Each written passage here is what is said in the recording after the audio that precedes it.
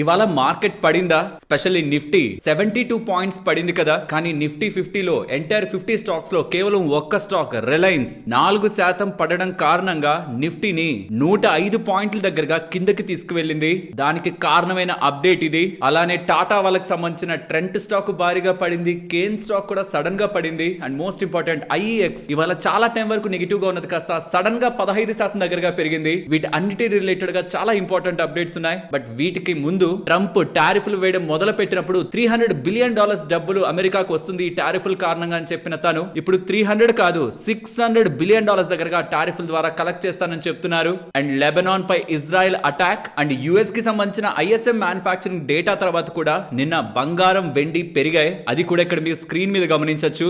US కి సంబంధించిన data and దాని తర్వాత గోల్డ్ అండ్ సిల్వర్ ఒక రియాక్షన్. గోల్డ్ రియాక్షన్ పెద్ద కనిపించకపోవచ్చేమో, సిల్వర్ ఆల్మోస్ట్ ఆల్ టైమ్ హైకి ఎక్కడికైతే వచ్చిందో ఈ మధ్యకాలంలో ఆ లెవెల్స్ కి వచ్చింది. ఐఎస్ఎం మ్యానుఫ్యాక్చరింగ్ డేటా దాని ఒక ఇంపాక్ట్ గోల్డ్ అండ్ సిల్వర్ వీటితో పాటు ఫర్దర్ గా గ్లోబల్ గా మన మార్కెట్ పరంగా ఉంటున్న ఇంపార్టెంట్ అప్డేట్స్ ని కవర్ చేస్తూ మన మార్కెట్ అనాలిసిస్ ని ఎండ్ చేద్దాం. Hello friends, welcome to day trader Telugu. Good evening. First Trump చేస్తున్న కామెంట్స్ ని చూడండి. $600 బిలియన్ టారిఫ్లని తెచ్చుకుంటారట. వాళ్ళ రిలేటెడ్ గా అప్పులు రికార్డు స్థాయిలో ఉంటున్నాయి కదా. సుమారుగా $38 ట్రిలియన్. దాన్ని ఫైనాన్స్ చేయడానికి మధ్యకాలంలో అక్కడ బాండ్స్ కూడా పెరుగుతుండడం, బాండ్ ఈల్డ్స్ కూడా పెరుగుతూ ఉండడం, యుఎస్ కి డెట్ కి ఫైనాన్సింగ్ చేయడం కూడా కష్టంగా మారుతుంది. దాన్ని ఎలాగో ఎకానమీ ద్వారా సృష్టించలేకపోతున్నారు కాబట్టి ఇండైరెక్ట్ గా మనం మోసపోతున్నామని టారిఫ్ల ద్వారా భారీగా డబ్బుల్ని క్రియేట్ చేసే ప్రయత్నం ట్రంప్ చేస్తున్నట్లు కనిపిస్తుంది. బట్ ఇక్కడ ఆలోచించాల్సిన విషయం ఏంటంటే సుప్రీంకోర్టులో వీళ్ళ రిలేటెడ్ గా ఇంకా కేసు అనేది పెండింగ్ లోనే ఉంది. సుప్రీంకోర్టు ఇంకా ఏం చెప్పలేదు టారిఫ్లు వేయడం కరెక్టే అని. ఒకవేళ ఇప్పుడు సుప్రీంకోర్టు వేసిన టారిఫ్లు చట్టబద్ధమైనవి కాదు అంటే ఏదైతే డబ్బులు వీళ్ళకి వచ్చాయని ఎలా ఆనందపడుతున్నారో ఆ డబ్బులు మొత్తం కూడా రీఫండ్ ఇవ్వాల్సి ఉంటుంది. జడ్జిమెంట్ ఇంకా పెండింగ్ లోనే ఉంది. అండ్ ఈవెన్ ఇంటర్నెట్ అంతా వెనిజులా తర్వాత ట్రంప్ ఏ కంట్రీని టార్గెట్ చేయబోతున్నారనేలా డేటా కనిపిస్తుంది. గ్రీన్లాండ్ నుంచి క్యూబా వరకు, మెక్సికో, కొలంబియా వీటన్నిటి పేర్లు మీకు వినిపిస్తాయి. కానీ వెనిజులా రిలేటెడ్ గా యాక్షన్ తీసుకోవడానికి, గ్లోబల్ గా సపోర్ట్ రావడానికి చాలా ఇతర ఫ్యాక్టర్స్ ఉన్నాయి. నాట్ జస్ట్ వాళ్ళ దగ్గర నుంచి ఏదో మత్తు పదార్థాలు వస్తున్నాయనే కాదు. మత్తు పదార్థాలు వస్తున్నాయని ఒక ఇన్ఫర్మేషన్ తోనే దేశాల మీదకి యుద్ధానికి వెళ్తే ఆ దేశాల్లో ఉంటున్న ప్రెసిడెంట్స్ ని, ప్రైమ్ మినిస్టర్స్ ని క్యాప్చర్ చేసే ప్రయత్నం చేస్తే అది ఇతర నేషన్స్ అంత ఈజీగా యాక్సెప్ట్ చెయ్యవు. కానీ ఆఫ్టర్ వెనిజులా, క్యూబా మీద కానీ, గ్రీన్లాండ్ మీద కానీ, కొలంబియా మీద కానీ కమింగ్ టైమ్స్ లో ట్రంప్ వెళ్తారు, యాక్షన్ తీసుకుంటారనేలా స్టేట్మెంట్స్ కనిపిస్తున్నా. అండ్ ట్రంప్ ఒక deputy chief Stephen Miller Greenland US లో ఒక భాగం అవ్వాలనేలా అఫీషియల్ స్టేట్మెంట్ చేస్తున్నా అంత ఈజీగా ఇతర దేశాలపైకి, ఇతర ప్రాంతాలపైకి యుఎస్ వెళ్లి దాన్ని క్యాప్చర్ చేస్తుందని మనం అనుకోలేం. ఈ వెనిజులా మీద వెళ్ళడానికి అక్కడ క్రూడ్ నిల్వలు స్ట్రాంగ్ గా ఉన్నాయి. దాన్ని రన్ చేస్తే కొంత ఏదో లాభం ఉంటుందనే యాక్షన్ అయితే తీసుకున్నారు. అంతేకాని ఇష్టం వచ్చినట్లు జస్ట్ అక్కడి నుంచి మత్తు పదార్థాలు వస్తున్నాయి కదా అని ఏ దేశం మీద కంటే ఆ దేశానికి యుద్ధానికి పంపించుకుంటూ వెళ్తే అన్నెసరిగా ప్రెసెంట్ యుఎస్ లో ఉంటున్న డెట్ కండిషన్ కి ఇంకా క్రైసిస్ అయితే యాడ్ అవుతుంది. ఇలా మేము ఆ దేశానికి వెళ్తాం, ఈ దేశానికి వెళ్తాం, వాళ్ళని క్యాప్చర్ చేస్తామనేలా యుఎస్ నుంచి కవ్వింపు చర్యలు వస్తుండేసరికి కొలంబియా ప్రెసిడెంట్ నేను నీకోసం వెయిట్ చేస్తున్నా, థ్రెటన్ చేయొద్దు రా అనేలా స్టేట్మెంట్స్ చేస్తున్నారు. ఇలా యుఎస్ ని పిలవడం ఇతర ఏ దేశం దగ్గర నుంచి మనం చూసుండం. మిలిటరీ పరంగా అమెరికాతో పోలిస్తే చాలా దేశాలు చిన్నవే. బట్ రియల్లీ కొన్ని దేశాలు మాత్రమే ఇలా స్టాండ్ అవుట్ స్టేట్మెంట్స్ అయితే చేయగలుగుతూ ఉంటాయి. బట్ చెప్పాను కదా, ఎవరో పిలిచారని కూడా అన్నెసరిగా మిలిటరీ పరంగా యుఎస్ఏ స్పెండ్ చేయాలని ప్రయత్నించదు. అది వాళ్ళకే నష్టం. అన్లెస్ ఏదైనా వాళ్ళకు కూడా అడ్వాంటేజ్ ఉంటుందన్న క్లారిటీ లేకపోతే యుఎస్ ఎప్పుడు కూడా ఇతర దేశాలపైకి ఈ కండిషన్స్ లో మిలిటరీ యాక్షన్ తీసుకోదనేది నా అభిప్రాయం. మీరేమనుకుంటున్నారు? యుఎస్ ఇంక ఇతర దేశాల మీద కూడా వెనిజులా తరహాలోనే మిలిటరీ యాక్షన్స్ తీసుకుంటుంది, కంట్రోల్లోకి తెచ్చుకుంటుంది అని మీరు భావిస్తున్నారా? ఎందుకంటే ఇలా జరిగితే స్టాక్ మార్కెట్స్ కి స్లోగా అన్సర్టనిటీ కూడా స్టార్ట్ అవుతుంది. గ్లోబల్ జియో పాలిటిక్స్ మారుతుండే కొద్దీ ఇతర నేషన్స్ కూడా సైడ్స్ తీసుకునే ప్రయత్నం చేస్తాయి. వెనిజులా రిలేటెడ్ గా యాక్షన్ తీసుకున్న తర్వాత రష్యా, చైనా, బికాస్ చైనాకే మేజర్ ఆయిల్ సప్లై ఉంది అండ్ రష్యా యుద్ధ పరికరాలని వెనిజులాకు అమ్ముతుండే వాళ్ళు. వీళ్ళిద్దరూ కూడా దీన్ని ఖండించారు యుఎస్ యొక్క యాక్షన్ ని. స్లోగా ఇతర కంట్రీస్ రిలేటెడ్ గా యుఎస్ ముందుకు వెళ్తూ ఉంటే యుద్ధాన్ని ఆపుతాం, శాంతిని నెలకొల్పుతాం అని చెప్తున్న వాళ్ళే యుద్ధం వైపు, మిలిటరీ వైపు యాక్షన్స్ తీసుకుంటుంటే ఇతర దేశాలు కూడా దీని రిలేటెడ్ గా రియాక్ట్ అయ్యే అవకాశం ఉంటుంది. కాబట్టి ఇక్కడతో ఆగిపోతే, వెనిజులాతో ఆగిపోతే బానే ఉంటుంది. కానీ ఇతర దేశాలపైకి కూడా వెళ్తూ ఉంటే ఒక అన్సర్టనిటీ గ్లోబల్ జియో పాలిటిక్స్ లో డెవలప్ అయ్యే అవకాశం ఉంటుంది. దీనిపై మీ అభిప్రాయాలను కూడా వీలైతే కామెంట్ సెక్షన్ లో షేర్ చేయండి. అండ్ ఇంటర్నేషనల్ గా ISM manufacturing data data US కి సంబంధించిన డేటా అప్డేట్ అయింది. అక్టోబర్ 2024 ఆ పాయింట్ లో ఏ లోయెస్ట్ లెవెల్లో అయితే ఉందో 47.9 దాని బిలో లెవెల్స్ కి ఇప్పుడు ఫాల్ అయితే అయింది. అక్కడ యుఎస్ లో మ్యానుఫ్యాక్చరింగ్ రిలేటెడ్ గా వీక్ గా గ్రోత్ ఉంటున్నట్టు, గ్రోత్ వీక్ గా ఉందంటే ఎకానమీ రిలేటెడ్ గా డిస్టర్బెన్స్ ఉంటుందని మార్కెట్ లో కన్సర్న్స్ ఉంటాయి. కాబట్టి యూజువల్ గా ఎకానమీ పరంగా వీక్ అవుతుందనేలా ఇండికేషన్స్ తో ఫెడ్ రిలేటెడ్ గా రేట్ కట్ కి చూస్తూ ఉంటారు. బట్ యూజువల్ గా ఐఎస్ఎం సర్వీసెస్ డేటా కానీ ఐఎస్ఎం మ్యానుఫ్యాక్చరింగ్ డేటా కానీ లోగా వస్తూ ఉండడం ఎకానమీ రిలేటెడ్ గా గుడ్ సైన్ అయితే కాదు. అండ్ ఆఫ్టర్ ఈ డేటా గోల్డ్ కొంత పెరిగినట్లు మీకు కొన్ని ప్లాట్ఫామ్స్ డేటా అయితే పబ్లిష్ చేస్తూ ఉంటాయి. కానీ ఈ డేటాకి గోల్డ్ కి మరీ అంత డైరెక్ట్ రిలేషన్ ఉండదు. ఇన్ఫ్లేషన్ కు ఉంటుంది, సెంట్రల్ బ్యాంక్స్ తీసుకునే rate cuts and rate hikes కి ఉంటుంది. ఈ మ్యానుఫ్యాక్చరింగ్ డేటాకి సర్వీసెస్ డేటాకి ఇలాంటి చిన్న చిన్న మ్యాక్రో ఎకనామిక్ డేటా పాయింట్స్ అన్నిటికీ కూడా బంగారం వెండి రియాక్ట్ అవ్వ. ఇన్ఫాక్ట్ మ్యానుఫ్యాక్చరింగ్ డేటా వీక్ గా ఉందంటే వెండి పడిపోవాలి, సర్వీసెస్ కాదు కదా. మ్యానుఫ్యాక్చరింగ్ రంగం వీక్ గా ఉందంటే వెండి పడాలి, కానీ వెండి పడలేదు. అది ఇంకా మళ్ళీ పెరిగి 2,50,000 మార్క్ ని వాళ్ళ క్రాస్ అయితే చేసింది. గతంలో ఉన్న రికార్డ్ లెవెల్స్ కి మళ్ళీ వెండి అయితే వచ్చింది. బట్ బంగారం మాత్రం స్లోగా పెరుగుతున్నట్లు మనకు కనిపిస్తుంది. అంటే 2026లో బంగారం వెండి ఎంత పెరిగే అవకాశం ఉంది? దీని రిలేటెడ్ గా ఎకనామిక్స్ టైమ్స్ వాళ్ళు ఆర్టికల్ లో డేటాని పబ్లిష్ చేశారు. గోల్డ్ $5,000 పర్ మార్క్ ఔన్స్ కి 1 ట్రాయ్ ఔన్స్ 31 గ్రామ్స్ ఉంటుంది. ఇంకా చెప్పాలంటే 31.1 గ్రామ్. అలా చూస్తే 1 ట్రాయ్ ఔన్స్ $5,000కి వెళ్తుంది అంటున్నారు. సిల్వర్ $100కి పర్ 1 ట్రాయ్ ఔన్స్ వెళ్తుంది అంటున్నారు. ఇప్పుడు ఎక్కడున్నాయి? $4,460 పర్ 1 ట్రాయ్ ఔన్స్ దగ్గర గోల్డ్, $78 పర్ 1 ట్రాయ్ ఔన్స్ దగ్గర సిల్వర్ ఉంది. అలా చూస్తే సుమారుగా ఒక 12% బంగారం పెరుగుతుందని, 28% దగ్గరగా వెండి పెరిగే అవకాశం ఉందనేలా అంచనాలు అయితే మనకి కనిపిస్తున్నాయి. ఇక్కడ మీరు గమనించవచ్చు 2026లో గోల్డ్ మ్యాన్ సాక్స్, JP Morgan, bank of America వీళ్ళందరూ కూడా సుమారుగా $5,000 అయితే చెప్తున్నారు. ఆల్మోస్ట్ 70% ఇన్స్టిట్యూషనల్ ఇన్వెస్టర్స్ అందరూ కూడా బంగారం ఇంకా పెరుగుతుందని ఎక్స్పెక్ట్ చేస్తూ ఉంటే ఆల్మోస్ట్ 36% ఆఫ్ ఎంటైర్ గోల్డ్ పెరుగుతుంది అనుకునే వాళ్ళలో ఎండ్ ఆఫ్ 2026 కి $5,000 పర్ ఔన్స్ కి బంగారం దాటుతుందని అయితే ఎక్స్పెక్ట్ చేస్తున్నారు.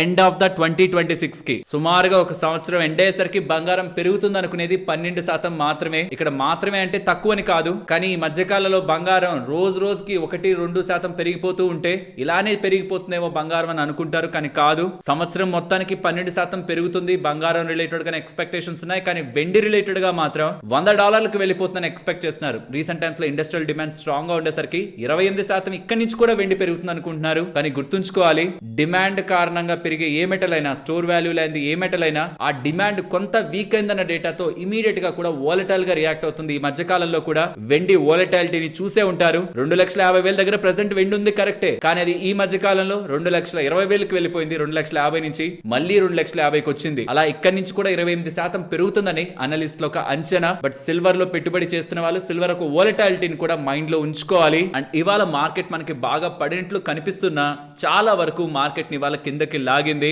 Reliance, HDFC bank and Trent కేవలం అవి మూడు కలిపే 170-180 పాయింట్ల దగ్గరగా నిఫ్టీని కిందకి తోసాయి. కానీ ఇవాళ నిఫ్టీ పడింది 72 పాయింట్లు మాత్రమే. సుమారుగా ఈ మూడు ఇవాళ న్యూట్రల్ లో క్లోజ్ అంటే మార్కెట్ స్పెషల్లీ నిఫ్టీ 110 పాయింట్లు పాజిటివ్ లో క్లోజ్ అయి ఉండాలి. అందులోనూ పర్టికులర్ గా రిలయన్స్ 110 పాయింట్ల దగ్గరగా నిఫ్టీని కిందకి తీసుకొచ్చింది. దానికి కారణమైన అప్డేట్ ఇది మనం స్టాక్స్ రిలేటెడ్ గా మాట్లాడుకుంటున్నప్పుడు డిస్కస్ చేద్దాం. కానీ పాయింట్ అంతా ఇవాళ మార్కెట్ లో చాలా వరకు మార్కెట్ పాజిటివ్ లో ఉండే ప్రయత్నమే చేసింది, కానీ మైల్డ్ రెడ్ లో ఇవాళ ఎండ్ అయింది. కానీ గ్లోబల్ మార్కెట్స్ ని మీరు చూసారంటే ఏషియన్ మార్కెట్స్ గ్రీన్ లోనే ఉంటాయి, European markets and US markets green లోనే మీకు కనిపిస్తూ ఉంటాయి మెజారిటీగా. అండ్ మన మార్కెట్స్ విషయానికి వచ్చేసరికి both Nifty and bank Nifty రెండు కూడా 20-డే మూవింగ్ యావరేజ్ అబోనే ఉన్నాయి. అండ్ ఎఫ్ఐఎస్ యొక్క యాక్టివిటీ కూడా మైల్డ్ గా రికవర్ అవుతుంది గతంతో పోలిస్తే. వాళ్ళ యాక్టివిటీ మీరు ఇక్కడ అబ్జర్వ్ చేయొచ్చు. లాస్ట్ 3 ట్రేడింగ్ సెషన్స్ నుంచి మీరు చూస్తే బయింగ్ అండ్ సెల్లింగ్ స్లోగా ఇంప్రూవ్ అవుతూ వాల్యూమ్స్ మళ్ళీ బ్యాక్ అవుతూ ఉన్నాయి. ఇప్పుడు కూడా 100% బ్యాక్ అవ్వలేదు ఎఫ్ఐఎస్ పరంగా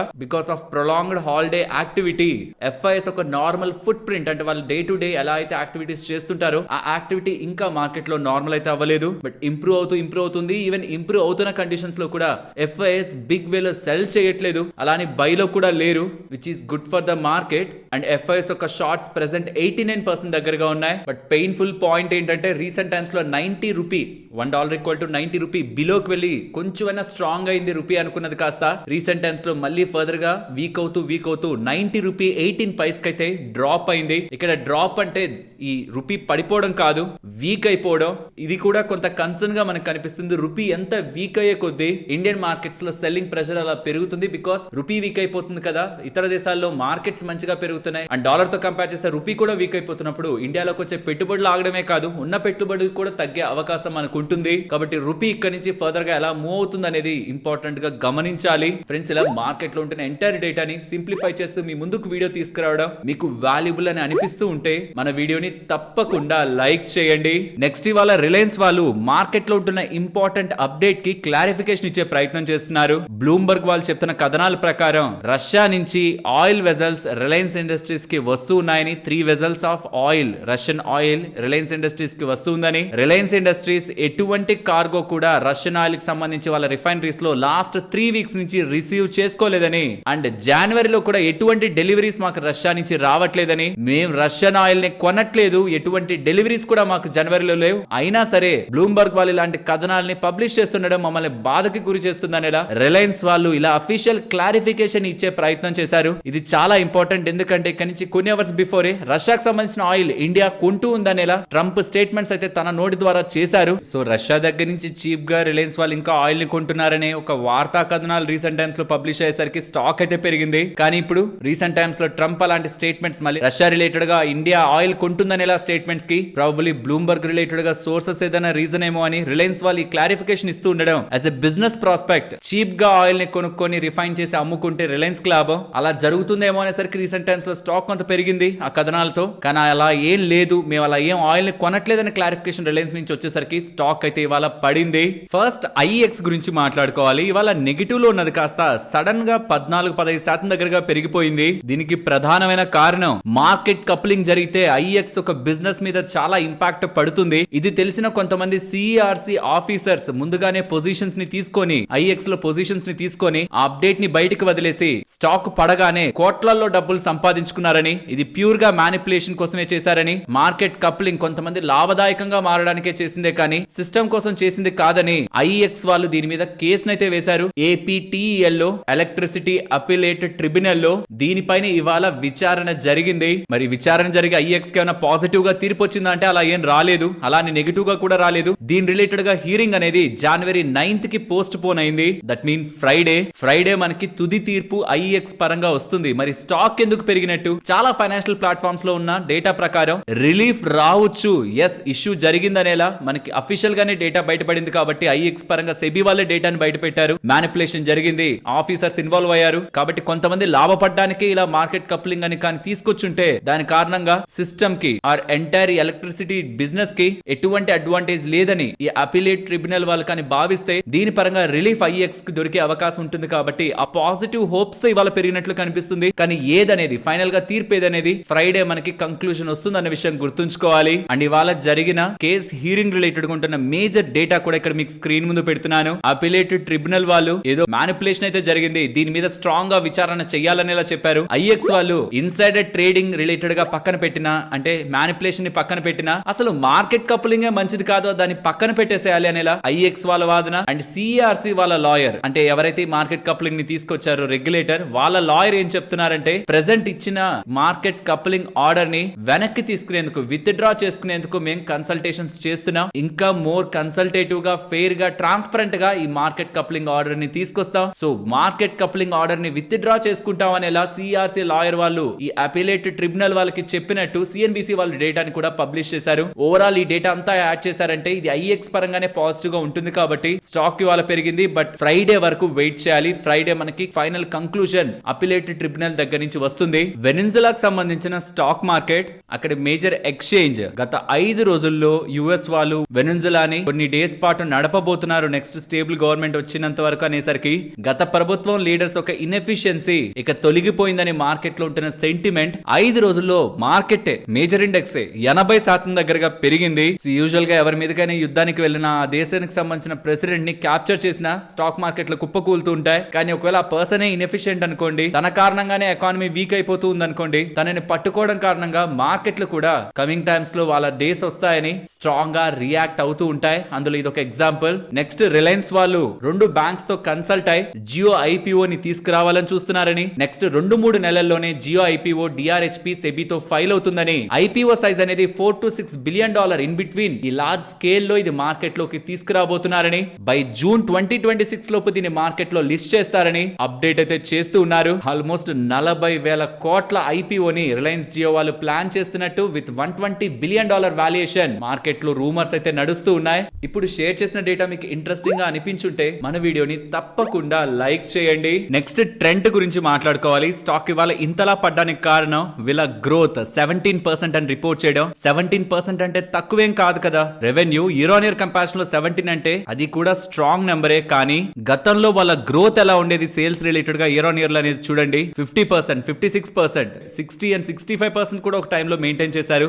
యావరేజ్ గా 50% వరకు కూడా గ్రోత్ అనేది మెయింటైన్ అవుతూ వచ్చేది. కానీ సెప్టెంబర్ 2024 నుంచి అది 39 కి, తర్వాత 34 కి, 27 కి, 19 కి, 16 or 17 కి ప్రెసెంట్ పడిపోతూ కాన్స్టెంట్ గా పడిపోతూ ఉండడం స్టాక్ రిలేటెడ్ గా ఇన్వెస్టర్స్ ని కలవరపరుస్తుంది. ఇక్కడ ప్రాబ్లం అంతా ఏంటంటే FY26 రిలేటెడ్ గా, ఈ on going financial year related గా వాళ్ళు ఇచ్చిన సేల్స్ టార్గెట్ ఎంటైర్ ఇయర్ కి 25%. కానీ లాస్ట్ 3 క్వార్టర్స్ లో, ఈ క్వార్టర్ కలుపుకొని లాస్ట్ 3 క్వార్టర్స్ లో ఎప్పుడు 20% అబౌవ్ క్రాస్ అవ్వలేదు. సో లిటరలీ వాళ్ళు ఏదైతే గైడెన్స్ ని చెప్పారో అన్లెస్ నెక్స్ట్ క్వార్టర్ లో ఎక్స్ట్రాడినరీ గ్రోత్ ని చూపిస్తే తప్పించి which is not likely possible. అలా చూపించలేకపోతే మాత్రం వాళ్ళు ఇచ్చిన గైడెన్స్ ని వాళ్ళు తప్పుతున్నట్టే. కాబట్టి so weak business data, expensive valuations, ఎస్ ఇంత కరెక్ట్ అయిన తర్వాత కూడా ఎక్స్పెన్సివ్ వాల్యుయేషన్స్ స్టాక్ ని వాళ్ళ ఇంతలా ప్రెషర్ కి గురి చేశాయి. వీళ్ళు జూడియోని స్టార్ట్ చేసినప్పుడు పెద్దగా కాంపిటీషన్ ఏం లేదు, కానీ తర్వాత టైమ్స్ లో స్ట్రాంగ్ కాంపిటీషన్ వీళ్ళు ఎదుర్కొంటున్నారు. దాంతోనే గతంలో వీళ్ళు తీసుకొచ్చిన గ్రోత్ ని తీసుకురాలేకపోతున్నారు. కొత్తగా స్టోర్స్ జూడియో పరంగా ఓపెన్ చేశారు. 48 దగ్గరగా ఓపెన్ చేశారు. వెస్ట్ సైడ్ పరంగా 17 దగ్గరగా ఓపెన్ చేశారు.